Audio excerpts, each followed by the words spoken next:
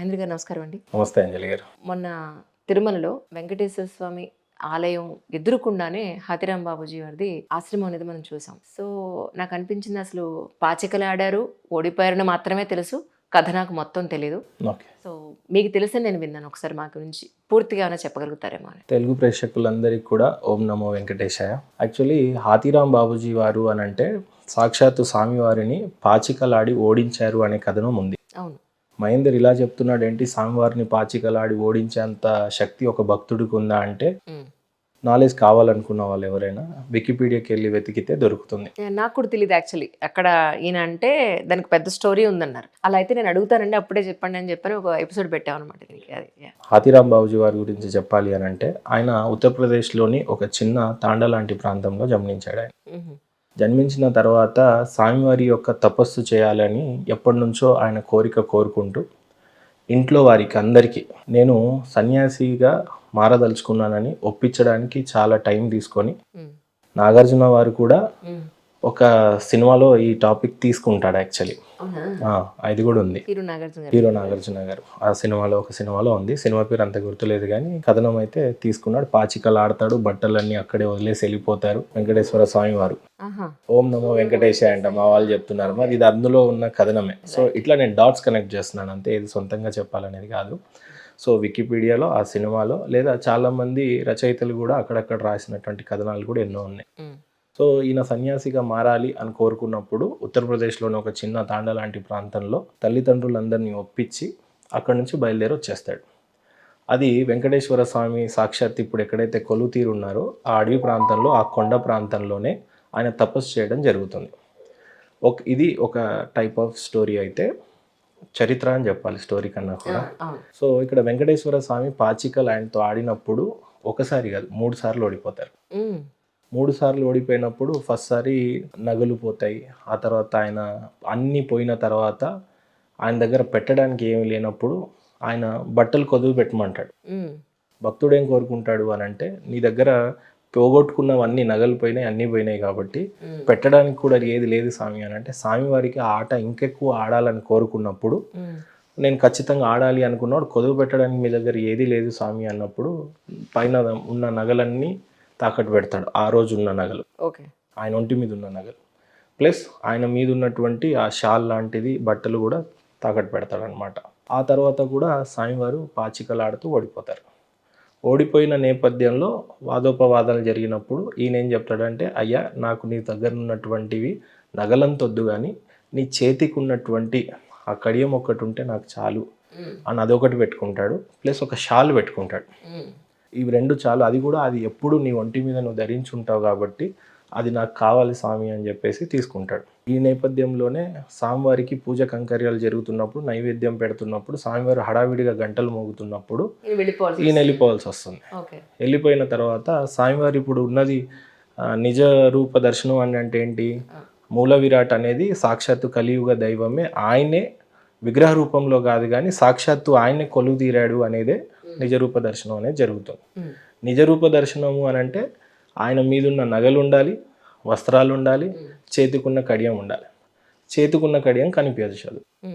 ఆ రోజున్న అర్చకులు, ప్రధాన అర్చకులు అంతా కూడా చాటింపేసి రాజుగారికి చెప్తారు, కడియము ఇలా ఒంటి మీద స్వామివారి కడియం లేదు, ఇట్లా పోయింది, ఎవరో దొంగతనం చేశారు అని అన్నప్పుడు చాటింపే ఇస్తారు. ఆ రోజు అంతా కూడా సాయంత్రం వరకు వెతకడం జరుగుతుంది. ఆ కంకణం దొరకదు, అంటే చేతుకున్న కడియమా కంకణమా అంటాం, అది దొరకదు. అది దొరకనప్పుడు సాయంత్రానికి హాతిరాం బాబూజీ పేరు యాక్చువల్లీ హాతిరాం బాబూజీ కాదు, ఓన్లీ ఆయన పేరు రామ్. ఈ రామ్ అనేది హాతిరాం బాబూజీ ఎట్లా అయింది అనేది ఇప్పుడు స్టోరీ తెలుస్తుంది. ఈ రామ్ అనే మహారాజ్ ఆయన దగ్గరికి వెళ్ళి సాక్షాత్ ఆయనే లొంగిపోతాడు.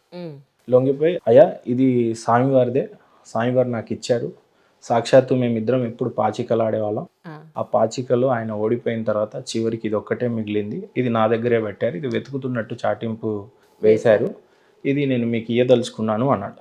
అప్పుడు రాజుగారు ఏమనుకుంటారంటే, కొండపైన నేను చాటింపు వేసినప్పుడు ఇక్కడ నుంచి జనాలు ఎటు వెళ్ళలేని స్థితిలో ఖచ్చితంగా దొంగ నువ్వే దొరికిపోతావు అని తెలిసి ఇక్కడి అని మాకు అప్పచెప్పడానికి వచ్చావు, సో నేను కారాగారంలో వేస్తాము అని చెప్పేసి కారాగారంలో వేసేస్తారు ఆయన. కారాగారంలోకి వేసిన తర్వాత ఆయనకి నిజంగానే స్వామివారితో నువ్వు పాచికలాడి ఓడిపోయినట్టు, సాయంవారితో మాట్లాడినట్టు నువ్వు ప్రూవ్ చేయదలుచుకుంటే ఒక ఎద్దుల బండి నిండా షుగర్ కేన్ అంటే మన చెరుకు మొత్తం వేసి ఆయన కారాగారంలోకి బంధించి లోపలికి అంటే చీమ లాంటి యానిమల్ ఏదో చిన్న ఏది దూరకుండా డోర్ వేసేస్తారు. డోర్ వేసేసి నీ యొక్క భక్తిని ప్రూవ్ చేసుకో అని చెప్పేసి డోర్ వేసేస్తారు. డోర్ వేసిన తర్వాత ఆయన తపస్సు చేస్తాడు. అయ్యా నిన్ను నమ్ముకున్నవాడిని ఇలా కొడుతున్నారు, ఈ రకంగా బంధిస్తున్నారు, నువ్వు లేవు అనేది కనుక ఉంటే ఈ రాత్రికి భక్తుడి పరిస్థితి సాక్షాత్తు కారాగారంలోనే ఉండిపోతాను. సో దయించి నువ్వు ఏమన్నా ఉన్నావు అనేది ఏదైనా ప్రూవ్ చేయగలిగితే నేను నిర్దోషిగా బయటికి వస్తానని వేడుకుంటాడు. సాక్షాత్ ఇంద్రుడు ఇంద్రలోకం నుంచి ఏనుగు రూపంలో వచ్చాడు అనేది వికీపీడియాలో ఉంది, అన్ని చోట్లలో ఉంది.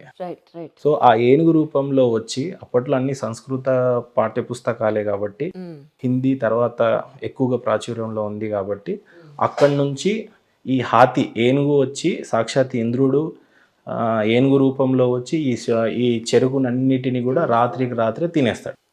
తినేసి వెళ్ళిపోయిన తర్వాత పొద్దున వచ్చి కారాగారంలో ఓపెన్ చేసి చూస్తే మొత్తం షుగర్ కేన్ అనేది ఉండదు, చెరుకు గడలు లేకుండా ఉంటే రాజు వచ్చి ఆయన క్షమాపణ చెప్తాడు. అట్లా రాముగున్న పేరు హాతీ అని అంటే ఏనుగు, ఈ ఏనుగు పేరే హాతీరామ్ గా మారింది. నాకు హాతీరామ్ బాబుజీ అని అలా వచ్చింది. దాని తర్వాత రాజుగారు ఆయన క్షమాపణ చెప్పి ఆయన కోట ఎదురుగానే ఈయనకు చిన్న కోట నిర్మిస్తాడు. అదే హాతీరామ్ బాబుజీ యొక్క మఠం మొన్న మీరు చూసింది అక్కడ.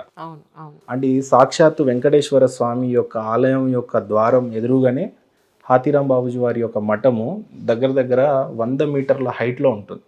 స్వామివారి యొక్క ఆలయమే కింద ఉంటుంది. ఈ హైట్ యొక్క కొలమానం ఏంటి, ఆ ఎత్తు అని అంటే గెలిచిన వాడు ఎప్పుడైనా అలా ఉంటాడు అని చెప్పి పాచికలు. అయితే చెప్పినటువంటి యొక్క స్టోరీ వాస్తవమా అవాస్తవమా అని చెప్పడంటే ఈసారి వెంకటేశ్వర స్వామిని దర్శించేటప్పుడు ఎవరైనా సరే ఎదురుగా ఉన్నటువంటి హాతీరామ్ బాబుజీ యొక్క మఠం చూస్తే అక్కడ ప్రధాన అర్చకులు ఉంటారు, చిన్న ఆలయం ఉంటుంది, ఆయన ఆడినటువంటి పాచికలు ఉంటాయి, ఆ పాచికల యొక్క చరిత్ర అక్కడ ఉంటుంది. సమాధి కూడా అక్కడే ఉంది కదా? లేదు, సమాధి యొక్క స్టోరీ ఇంకో డిఫరెంట్ అండి. అది ఆయన జీవ సమాధి అయ్యాడు. అయితే స్వామివారు డైలీ వచ్చి పోవడము, ఫిజికల్గా స్వామివారిని నేను చూడటం కాదు, నేను చనిపోయిన తదనంతరం కూడా స్వామివారిలో నేను లీనమై ఉండాలి కాబట్టి ఇప్పుడు కాదు కలియుగ అంతం వరకు కూడా దాని తదనంతరం కూడా స్వామివారితో నేను ఏకమై ఉండాలని జీవ సమాధి చేసుకుంటాడు. త్రేతాయుగంలో రాముల వారు, దాపర యుగంలో కృష్ణ అవతారం, కలియుగంలో ప్రస్తుతానికి సాక్షాత్తుగా ఆయన్నే వెంకటేశ్వర స్వామి అక్కడ కొలువు తీరు ఉన్నాడు. సో ఏ అంశంలోనైనా ఆయన ఒక్కడే, కానీ ఆయన ప్రొటెక్ట్ చేసింది రామాయణంలో తోడుగా ఉన్నది హనుమంతుడు. హనుమంతుడు యాక్చువల్లీ మహాభారతంలో లేరు అనుకుంటారు, జెండాపై కపిరాజ్ అంటే ఆయన్నే యాక్చువల్లీ. అంటే అక్కడ మహాభారతంలో కూడా హనుమంతుడు అర్జునుడికి మధ్య వాద్వాదం జరుగుతుంది. యాక్చువల్లీ అసలు సీతమ్మ వారిని నేను తీసుకొచ్చే విషయంలోనైతే నా బాణాలతో కొట్టి వారధిని నిర్మించేవాడినని అర్జునుడు అంటాడు.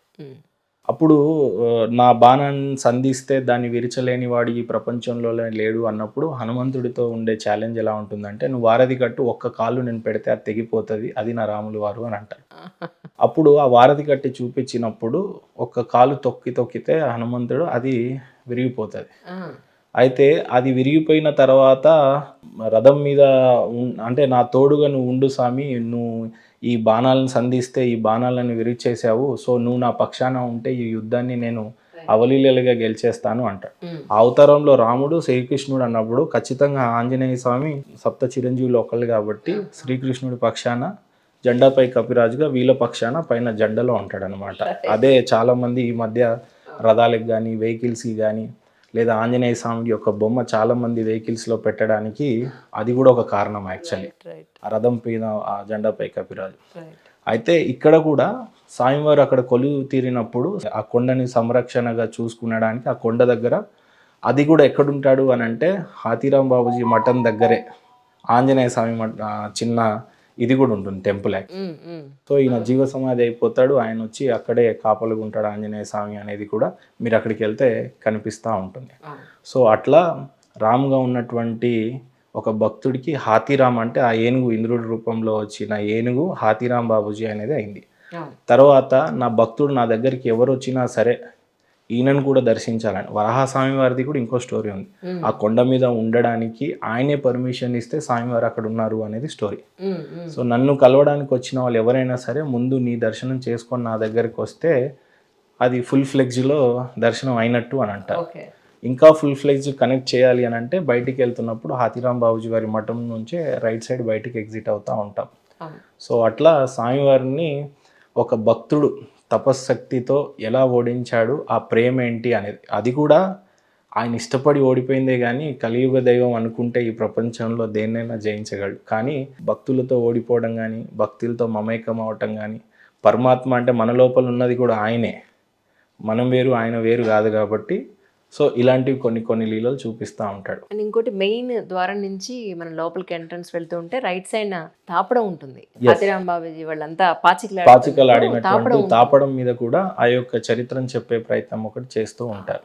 సో ఈసారి భక్తులు ఎవరు వెళ్ళినా సరే, అంటే మన చరిత్ర ఇదంతా ఎందుకు చెప్తున్నాను అని అంటే, చరిత్రలోకి వెళ్ళిన తర్వాత ఆధారాల కోసం చాలామంది మీ చరిత్ర పుట్టలు రాళ్లను పూజిస్తుంది అని అంటారు. కానీ కాదు, కలియుగ దైవం సాక్షాత్తుగా ఈ యుగంలో దగ్గరుండి భక్తులి యొక్క కష్టాలు తీర్చడానికి సాక్షాత్తు స్వామివారు కొండ మీద కొలుతేరున్నారు. సో ఈ కలియుగంలో కష్టాలు బాధలు తీర్చడానికి నిజరూప దర్శనం దొరకాలి, చూడాలి దేవుణ్ణి అని అనుకుంటే వెంకటేశ్వర స్వామి ఒకరే. ఇంకొకటి ఏంటంటే, ఏ దేవుడు ఎంతమంది దేవుళ్ళు ఉన్నా కనిపించకపోయినా సూర్యదేవాన్ని మీరు ఎప్పుడైనా, ఆ స్టోరీ కూడా ఉంటుంది, అది ఇంకా లెంది స్టోరీ కానీ, బట్ ఏదేమైనా సాక్షాత్తు దేవుళ్ళు ఇప్పుడు మనం చూడగలిగే దేవుళ్ళు ఎవరైనా ఉన్నారంటే ఒకటి సూర్యభగవానుడు, ఇంకొకరు స్వామివారైన వెంకటేశ్వర స్వామివారు. సో వీళ్ళిద్దరిని కనుక మీరు కొలిస్తే ఖచ్చితంగా కష్టాలు తీరుతాయని మనస్ఫూర్తిగా కోరుకుంటూ thank you so much. Mahendra గారి దగ్గర ఇదే కాదు, చాలా కథలు ఉన్నాయి యాక్చువల్లీ. ఆయనకి వీలున్నప్పుడల్లా ఒక్కొక్కటి మనం తీసుకునే ప్రయత్నం చేద్దాం. మీరు మాకు చెప్పాలి కూడా. థ్యాంక్ యూ అండి, తప్పకుండా. Thank you so much.